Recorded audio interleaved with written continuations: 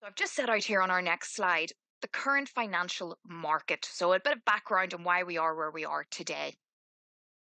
Now, the COVID-19 pandemic, we're still talking about it, it's not going to go away, but it had an undeniable effect on the UK economy, with many, many individuals and businesses suffering financially as a result.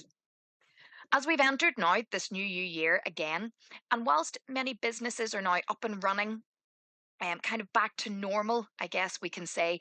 There are still many that are in a recovery phase and they're still paying off debts and loans, perhaps that were incurred between March 2020, maybe even previously, and the current day.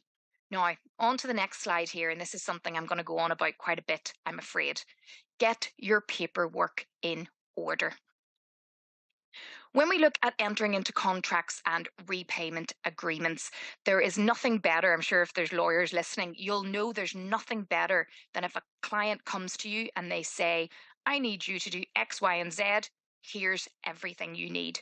Even if they send it to me in 10 emails at a time, and oh, I've got lots of emails, Christine, I'm just going to send them all to you. No problem at all. So long as I have all of the information, I can then work with that. There's nothing worse, and I'll give you an example in a minute, of someone coming to you and not knowing their own position, never mind what it is they need you to then do off the back of that. Another important point to think about here, I've listed on our next slide for pre action considerations. Weigh up the commerciality of any legal action.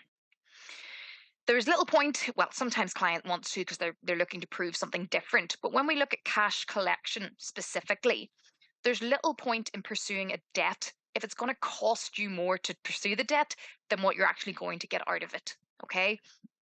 So if the partners say to me, the other partners in the firm say, right, we're going to issue proceedings against this debtor. And I say, okay, the debt's 600 quid. And they say, yeah, well, they haven't paid, so go after them. We're going to have to pay a court issue fee.